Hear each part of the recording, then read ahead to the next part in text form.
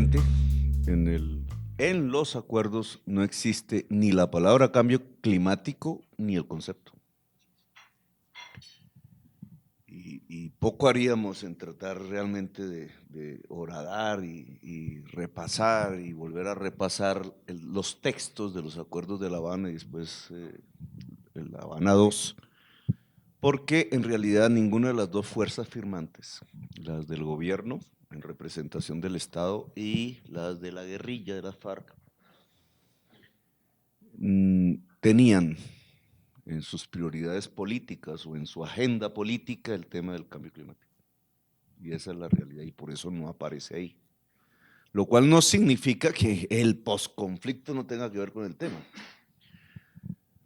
En realidad ese vacío será cobrado de alguna manera desde el punto de vista político a los firmantes, pero la realidad va. Los firmantes en realidad es mi interpretación de por qué no trataron este tema, por qué no pusieron un prisma de los acuerdos, que traspasara los textos de los acuerdos en virtud del problema del cambio climático. Y yo no daría, en mi opinión personal, otro concepto que el hecho que tanto las fuerzas políticas que están en el gobierno de Colombia como la de las FARC son fuerzas del siglo XX. No tienen una agenda que encare el siglo XXI, tema que sería de otra conferencia, pero me parece que estaban incapacitadas por el contenido de sus visiones y sus proyectos políticos para tratar este tema. No porque no se les haya dicho. En realidad la incomprensión del tema de cambio climático no es solamente un problema de la FARC o del gobierno de Santos, sino es generalizado en la sociedad colombiana. En mis conferencias trato de empezarlas haciendo una especie de encuesta, levanten la mano quienes saben del cambio climático y en 500, 1000 muchachos y muchachas y profesores de las universidades, el 0,1 levanta la mano, incluso menos si hiciéramos el cálculo bien hecho. De una conferencia de 500 estudiantes universitarios levantan la mano 5, 4, 3. Y tiene que ver con la universidad y tiene que ver con el pensamiento y la construcción de pensamiento y ciencia y tiene que ver con medios de comunicación, pero ahí también entramos a otro tipo de conferencias. Esa es la realidad de la sociedad colombiana. Sin embargo, el cambio climático va. Y si me quisiera acercar un poco hacia el tema del posconflicto, más allá de los acuerdos que no lo mencionan ni lo tratan, yo podría un poco plantear mi experiencia, no tanto como gobernante, que la tuvimos, sino en cierta forma como estudioso del tema, que por azar del destino y circunstancias de la vida, pues me acerqué a él desde los años 90, exactamente 97 en Europa. Ya había comenzado en mi universidad, tampoco en Europa se hablaba de el cambio climático. No era un concepto en ese momento, año 1997, pero ya estaba en el panel de expertos de Naciones Unidas, ya era un problema que había sido detectado y estaba siendo estudiado en el momento. Supongo aquí que conocemos pues las bases mismas de lo que ha generado el concepto cambio climático en el mundo en las últimas 2 décadas, 3 décadas. El estudio físico, el estudio químico que data del siglo XIX, el análisis de los gases, la capacidad de mantenimiento del calor y de la energía solar en determinados gases, que fue lo que permitió la vida. Pero el hecho que el proceso económico de los seres humanos es el que en los últimos 150 años está cambiando la composición química de la atmósfera y por tanto la capacidad química de guardar calor, por tanto de elevar las temperaturas y por tanto de producir un cambio del ciclo del agua sustancial que además tiene como implicación cambios drásticos de lo que conocíamos como rutinas del clima. Es un proceso económico.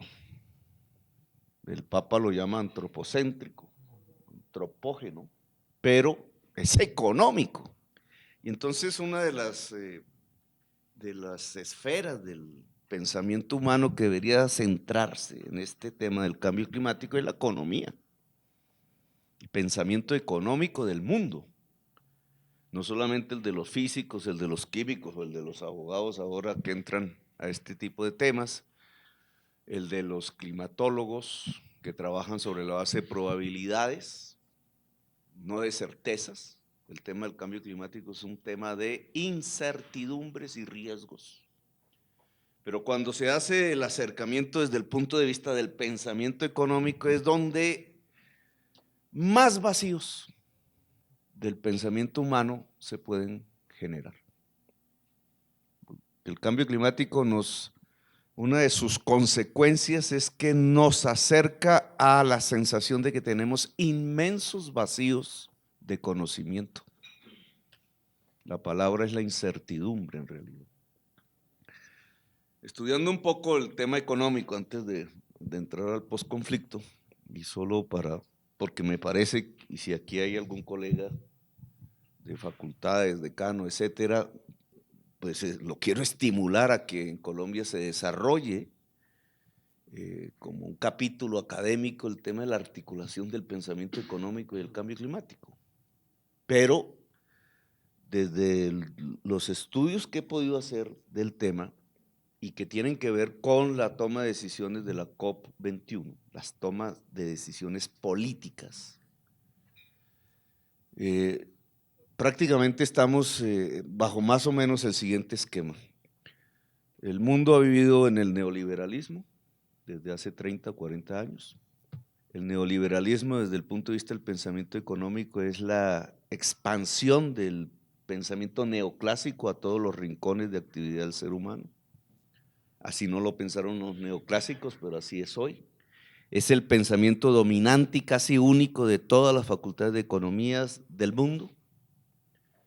Se traduce en las decisiones de la política, de los empresarios y hasta los periodistas que son en términos económicos, llevan casi como posiciones de ciencia lo que son realmente posiciones ideológicas al conjunto de la sociedad. En ese contexto de pensamiento único económico es que aparece el tema del cambio climático. No se analiza desde perspectivas marxistas, por eso las FARC no tienen idea del tema hasta ahora. No quiere decir que no lo vaya a aprender.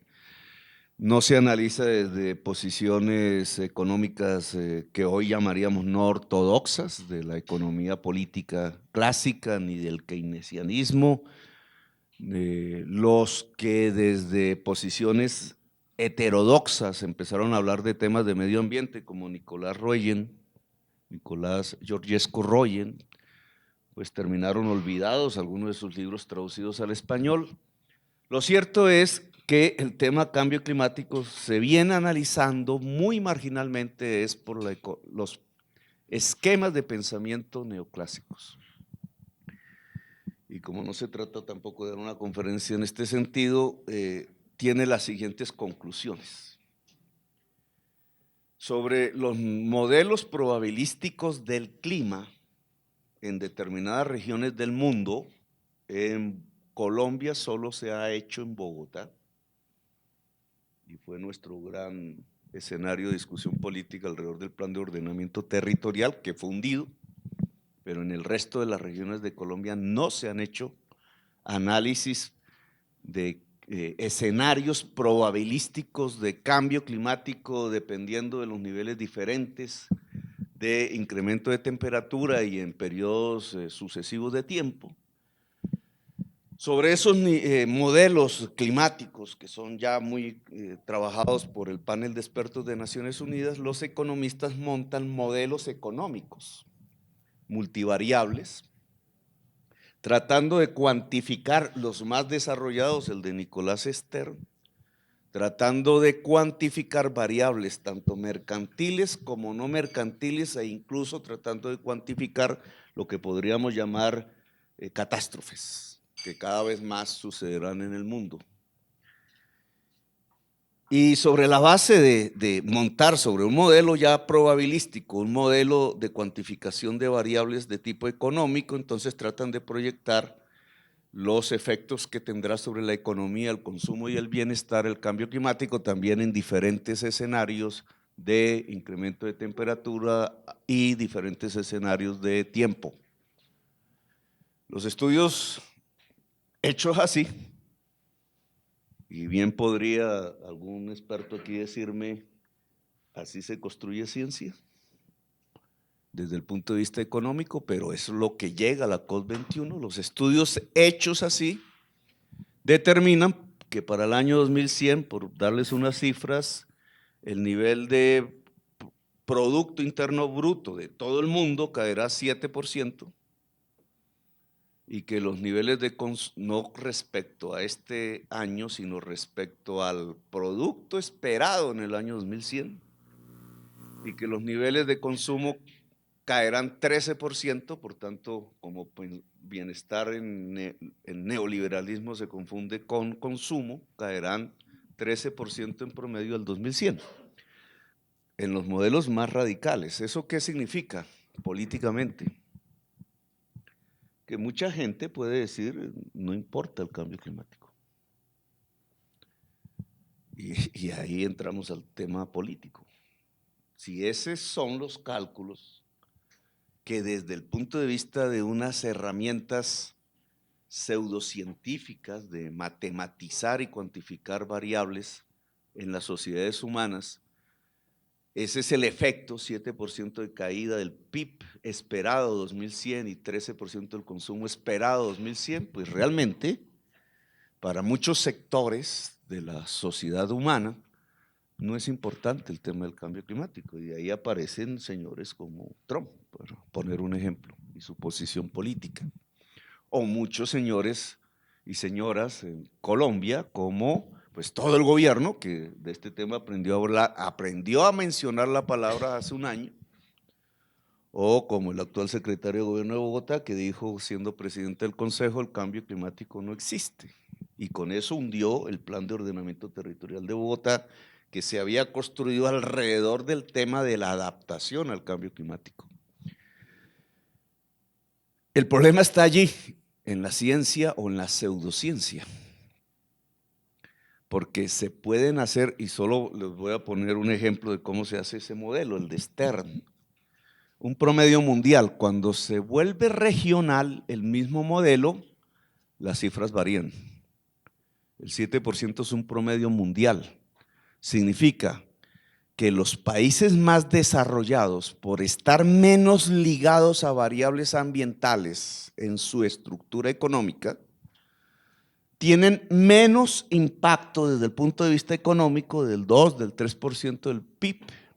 Son los grandes productores de gases de efecto invernadero, que el resto de países, los que llamaríamos en desarrollo, que por estar ligados más a variables ambientales, por el peso de su agricultura, de su agroindustria, etcétera, entonces tienen caídas del PIB que pueden llegar hasta del 35% esperado, y entonces ya cuando se mide en consumo, del 40 o 45%, lo cual, si esos modelos fueran ciertos, significa que de aquí al 2100 la desigualdad regional del mundo va a crecer en forma pavorosa, aún aceptando el tipo de metodología de los modelos. Pero si usted coge ya el mundo en desarrollo, que ya tiene un panorama muy difícil, y un poco la COP21 empieza a dividirse entonces en así, cuál es la posición política del Canadá, de los Estados Unidos, de Japón, de Europa, muy diferente a la posición política de India, Sudáfrica, los países subsaharianos, los países de las islas del Pacífico, de las Antillas. Entonces, ese mundo, llamémoslo la subregión de países en desarrollo, tiene unas subregiones que todavía serán más afectadas por las consecuencias del cambio climático, léase por las consecuencias del excesivo consumo y el estilo de producción de los países ricos. Entre esos países están los que viven al lado de los casquetes de hielo, están las islas del Pacífico, los que están en el Caribe, y están los que tenían o están bajo un fenómeno geológico, climatológico de larga data, como el monzón o el Niño y la Niña aquí. Esos países que están en esa esfera son los que más van a sufrir con el cambio climático. Entonces sus niveles de caída de la producción y de caída del consumo son aún más dramáticos que los promedios para el mundo de países en desarrollo, que ya es dramático. Y entre esos países está Colombia.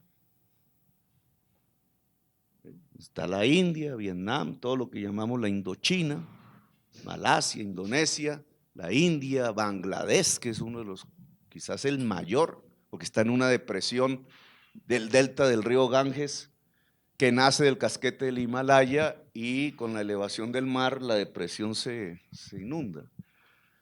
El delta del río Nilo. Pero en el caso nuestro, nosotros somos afectados por el Niño, la Niña, que se profundiza, y parte de nuestra población tiene su agua ligada a casquetes de hielo, la Sierra Nevada y los Nevado del Tolima, etcétera. En América Latina, Lima y Quito completamente están ligados a casquetes de hielo para su provisión de agua, y en Lima viven 9 millones de personas. Son 50 millones de personas en América Latina. Desde esta perspectiva, digamos, y sin cuestionar, que habría que cuestionar, yo quería solo mencionarles lo siguiente. La manera como se hacen los modelos económicos cuantificando variables sobre los modelos probabilísticos del clima incluyen la vida humana como una variable. Uno de los efectos es muerte de personas. Otro de los efectos es enfermedad de las personas, porque todos los vectores de salud cambian por el cambio climático. Cuando se intenta cuantificar esos dos variables, entonces le surge al economista neoclásico el problema de cómo se cuantifica la vida humana. Y para que ustedes tengan un dato, para hacerlo en los modelos económicos se mide lo que valen las pólizas de vida, un método de cuantificación de la vida. Solo que la póliza de vida en un país como los Estados Unidos es mucho más alta que la póliza de vida en un país como la India, o como el Congo belga, o como Colombia. Y entonces entramos a que los modelos pseudocientíficos de los economistas valoran más la vida de un ciudadano o ciudadana de los Estados Unidos que el de un colombiano o colombiana, y el modelo va así. Es decir, si mueren muchos en la India, en el Subsahara o en Colombia, etcétera, su impacto económico es menor a que si esa misma cantidad muriera en los Estados Unidos. Ya de per se, digamos, calificar eso de ciencia sería bastante difícil, es más una ideología. Pero vuelvo al tema, este es un tema de debate entre que el pensamiento económico debería decidir y hacer. Es más, el cambio climático, desde el punto de vista neoclásico, se concibe como la falla más grande del mercado. Es el mercado el que produjo el cambio climático. Es el mercado. La falla más grande del mercado es una manera de sostener un paradigma teórico que el cambio climático está derrumbando. O sea, el primer paradigma pseudocientífico que se desploma en el mundo es el de los economistas y su pensamiento único de los últimos 40 años. Pero yo quiero venir para acá, para Colombia y el posconflicto, y cerrar un poco mi intervención ahí. Si los datos entonces, basándonos aún sobre los modelos dominantes de estipulación económica, nos están diciendo que quienes más sufriríamos somos las poblaciones de una serie de países, bastantes centenares de millones de personas, situadas en un área específica del planeta, entre esos Colombia, Entonces nosotros, ¿cómo estamos asumiendo el reto?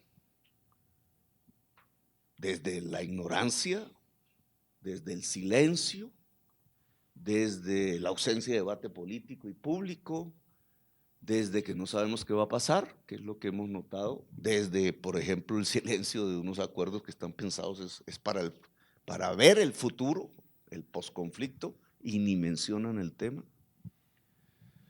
Pues si uno trata de trazar este tipo de consecuencias que sobre Colombia tendríamos y lo miramos desde las dos categorías básicas de Naciones Unidas, mitigación y adaptación, desde el punto de vista de la mitigación hay un gran falseamiento de la propuesta del gobierno de Santos, hecha por un decano de la Universidad de los Andes, Behrens, un falseamiento. Porque Behrens lo que hace realmente, y esa es la propuesta que llevamos a la COP21, es trazar una línea de crecimiento esperado y poner en el año 2050 o 2030, porque son dos periodos claves, la caída allá de ese crecimiento esperado en un 20%, lo cual significa más emisiones respecto al periodo presente. Como hay más emisiones respecto al periodo presente, entonces los cambios son suaves. Se mantienen los cultivos de palma, no se habla de la tenencia de la tierra, no se habla del modelo de movilidad, ni urbano ni nacional, no se habla de la matriz energética, ¿no? Unos cuantos cambios podrían ayudarnos simplemente a cumplir con que un 20% de la cantidad de gases de efecto invernadero esperados que lanzaríamos en el año 2050 caigan 20%, lo cual significa un 20% más de los actuales. Pero el falseamiento más grande no está ahí, el falseamiento más grande está en que en el territorio colombiano realmente no somos grandes productores de gases de efecto invernadero, pero nuestra estructura económica sí, porque nuestra estructura económica prácticamente es hoy exportación de petróleo y gas. Y la exportación y el petróleo y el gas, vueltas materias primas, tanto de la energía como de las mercancías del capitalismo mundial, es precisamente lo que produce el cambio climático. Entonces nosotros somos grandes responsables desde el punto de vista del cambio climático en el mundo, no por nuestro consumo, sino por nuestra exportación. Lo cual nos llevaría como sociedad dentro de la humanidad a que en el planteamiento de la mitigación el eje principal tendría que ser dado por desconectar la economía colombiana de exportar carbón y petróleo paulatinamente. Y eso significa el cambio del modelo. O el mundo nos da eso a la fuerza, tumba el precio internacional, como ya está sucediendo, o lo hacemos nosotros de manera planificada, que sería menos doloroso y quizás incluso hasta virtuoso. Pero desde el punto de vista de la mitigación, el gran aporte de la sociedad colombiana es cambiar su modelo de desarrollo y dejar de exportar paulatinamente petróleo y carbón. Eso cambia todo. Eso cambia la política. Eso cambia el tema territorial, etcétera. Porque una buena pregunta es, bueno, y si no es exportar petróleo y carbón como lo hemos hecho en los últimos 25 años y de eso hemos vivido y esta ciudad, así no tenga carbón y petróleo en su subsuelo, pues su enriquecimiento general ha derivado en cierta forma de las rentas que se irrigan. Si el aparato administrativo de la ciudad era relativamente redistribuidor como lo es o lo fue, pues generó un crecimiento de igualdad social, de superación de la pobreza, etcétera, de manera que en las estadísticas del DANE es prácticamente histórica. Pero eso tenía una fuente, las rentas petroleras y carboníferas de Colombia. Si eso no es, entonces ¿qué? Y esa es la discusión del posconflicto, en términos políticos. Eso no es una discusión puramente técnica, es política. Porque es reemplazar paulatinamente ese modelo por otro que bajo nuestros procesos económicos, que siempre son aceleradores de ¿cómo se llama? La degeneración entrópica, siempre son antiambientales, deberían centrarse más en la agricultura y en la industria. Pero entonces cuando uno habla de agricultura e industria, tiene que hacerlo en el contexto del cambio climático.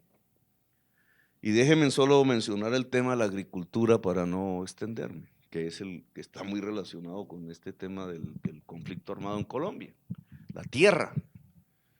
Si el ciclo del agua cambia, ¿qué significa? Que casquetes de hielo se derriten más rápido y desaparecen. ¿Qué significa? Que fluentes líquidas se evaporan más rápido. ¿Qué significa? Que esos vapores más acumulados en la atmósfera al estrellarse y volverse lluvia, pues se vuelven lluvias más torrentosas en determinadas regiones de acuerdo a la fuerza de los vientos. ¿Qué significa? Que zonas del territorio en el mundo se desertizarán, otras serán afectadas por grandes inundaciones, otras se les elevará el nivel del mar. Solo por poner un ejemplo, Cartagena, antes de hablar de agricultura. Cartagena es una sociedad cuyos empresarios, desde el interés empresarial, los que están en la zona industrial, decidió hacer un estudio de impacto de cambio climático con unas fundaciones y dar unas medidas. Las medidas obviamente son cómo proteger la zona industrial, es la prioridad. En cambio dijo, vamos a hacer una vivienda tipo para aguantar el cambio climático y vamos a establecer un barrio piloto para reubicación. Resulta que si uno hace el mapa de riesgo en diferentes escenarios de cambio climático en Cartagena, 50.000 familias están en riesgo, lo que implica reubicarlas. Eso es el cambio de Cartagena, es real, no el de la turística. 50.000 familias obviamente no las puede reubicar el presupuesto de Cartagena. Es una oportunidad desde el punto de vista de mejorar las condiciones de una ciudad inmensamente desigual socialmente. Pero surge una pregunta, si 50.000 familias están en riesgo en Cartagena, la política de vivienda del actual gobierno, ¿qué hizo? Para no hablar del responsable de la política. No tuvo en cuenta la variable cambio climático. Era otro la prioridad, ¿cierto? Cómo entregar casas gratis, rápido, en donde fuera. Pero la variable cambio climático no se atravesó. Hoy, si alguien fuese a mirar seriamente o a conducir seriamente la ciudad de Cartagena, su sociedad tiene que plantearse la reubicación de 50.000 familias con su costo. Y esto sin hablar de Buenaventura, donde no existe el estudio. Pero yo creo que las circunstancias serían, o Tumaco, las grandes ciudades de nuestros litorales. Los mapas de riesgo se vuelven absolutamente indispensables en cada región del país y la primera prioridad no es cómo se defiende una empresa, sino cómo se defiende la vida, que implica una reubicación que si midiéramos nacionalmente este tema, no están los datos, y lo cuantificáramos desde el punto de vista presupuestal, pues te empieza a anunciar una serie de prioridades completamente diferentes a las que tenemos. Si eso lo vemos en el terreno agrario, de la producción agraria, ¿qué nos indican los estudios hasta ahora realizados? Escasos, con un enorme vacío de conocimiento, que la productividad de los países tropicales va a descender hasta un 35%. De aquí al 2050. Mientras la productividad de los países que están bajo casquetes de hielo, como Canadá, Rusia, etcétera, Europa parcialmente, va a aumentar, porque libera tierras fértiles. Es decir, la composición de la producción alimenticia del mundo variará en contra de nosotros, de nuestra seguridad alimentaria. Los mexicanos están en una situación peor y por eso el muro de Trump, que no es de Trump, pero los mexicanos no tienen grandes ríos. En cambio, en Estados Unidos es la tierra los grandes ríos, la tendencia será a un éxodo muchísimo mayor del que hoy vemos. Un México que se desertiza, unos Estados Unidos que pueden mantener sus niveles de productividad, así será hacia Centroamérica y nosotros viviremos fenómenos parecidos, o sea, una caída de los niveles de productividad. Sin embargo, cada vegetal tiene una manera de reaccionar diferente, cada especie respecto a lo que está sucediendo en la atmósfera. Hay unos vegetales más sensibles a que existe cada vez más CO2 en la atmósfera y hay otros vegetales menos sensibles que lo son, porque el CO2 es una alimentación del vegetal. Al ser menos sensible se alimenta más del agua y de los nutrientes que hay abajo. Lo que vamos a tener es que el agua disminuye y el CO2 aumenta en la atmósfera. Luego, especies vegetales más sensibles al CO2 podrán crecer más rápido y otras menos sensibles se pueden morir o acaban su productividad. ¿Cuáles de nuestras especies alimenticias agrarias, ancestrales y actuales, tienen la capacidad de resistir y cuáles no? El café la tiene, el arroz, etcétera, los maíces que cultivamos, pues resulta que no tenemos ni idea. No sabemos si el café resiste o no resiste. Esto implicaría una serie de estudios con algún dinero, digamos, especializados en este tipo de campos, pero nosotros ya deberíamos tener un espectro de cuáles son los productos alimenticios, incluso ancestrales. Aquí ya no juega la economía neoclásica. No se trata ya de que la mejor agricultura es la que más maíz produce, más toneladas de maíz produce por hectárea. Error. Es la cual tiene un maíz que puede resistir cantidades más grandes de CO2 y crecer más. Cambian completamente las formas de cuantificación de las productividades reales y por tanto de lo que nosotros deberíamos producir o no producir en nuestra tierra. Si el promedio general es una caída del 35% de la producción alimenticia en todo el trópico, ¿cómo es que tenemos nosotros tierras improductivas? Y aquí me pego al posconflicto. La FARC no lo insinúa por ahí, pero digamos, si el problema va a ser escasez de tierra para producir alimentos, que significa escasez de agua, tensión por el agua, y entonces el agua ¿para dónde va? Miren ustedes la Sierra Nevada como un ejemplo. El agua sale del casquete, es decir, se va a acabar. Baja, pasa por cultivos ilícitos allá en la sierra, algo de café, llega al plan y se la chupa prioritariamente, si es del lado de la Guajira, el carbón, si es del lado vallenato o del Magdalena, los cultivos de palma africana.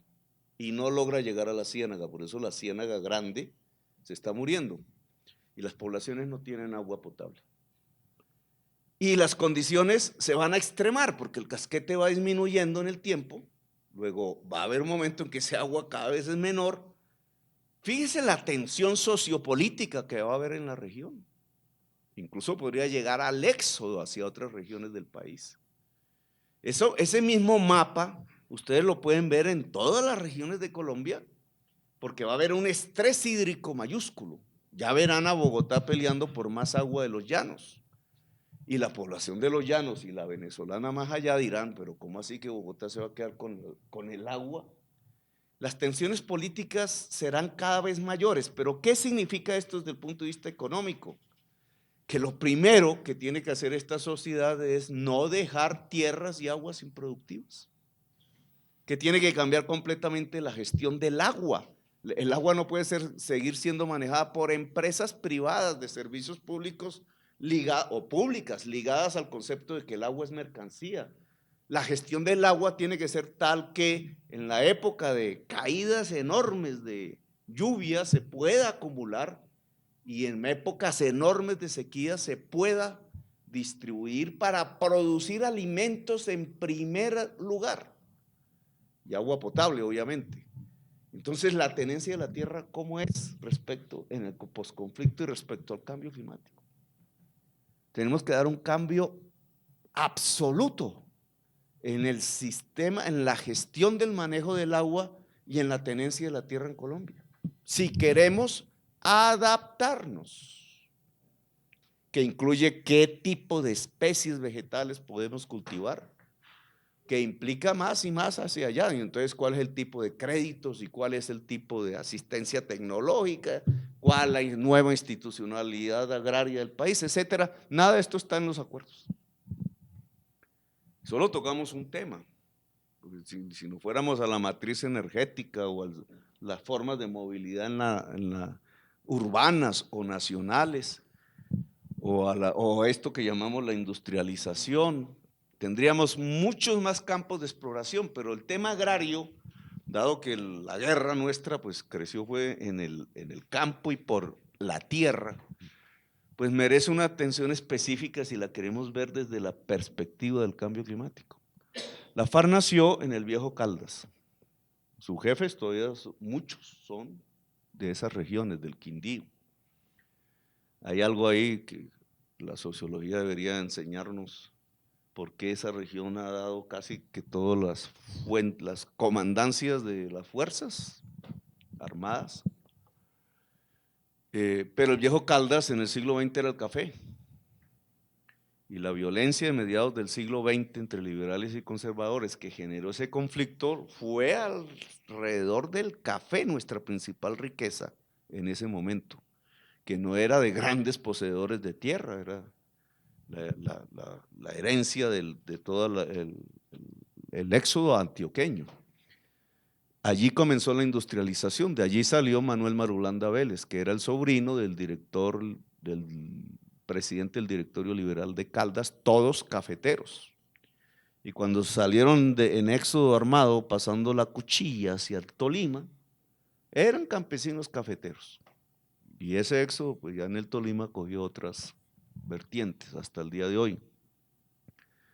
Bueno, si el café no es sensible al CO2 en la atmósfera, se va a acabar. Entonces alguien puede decir qué va a pasar socialmente con las poblaciones que hoy viven del café en Quindío, en la zona cafetera, en el Tolima, etcétera, que sigue siendo el principal producto agrario de Colombia. Un nuevo éxodo, es decir, repetimos la historia de 1900, ¿qué año fue eso? Como 50, 52. Ni siquiera tenemos una investigación para saber si el café o qué especies del café resisten o no, por lo menos 20 o 30 años, que es lo que llamamos la adaptación al cambio climático. Bueno, yo dejo ahí porque creo que gracias, muy amable. Muchas gracias. Bueno.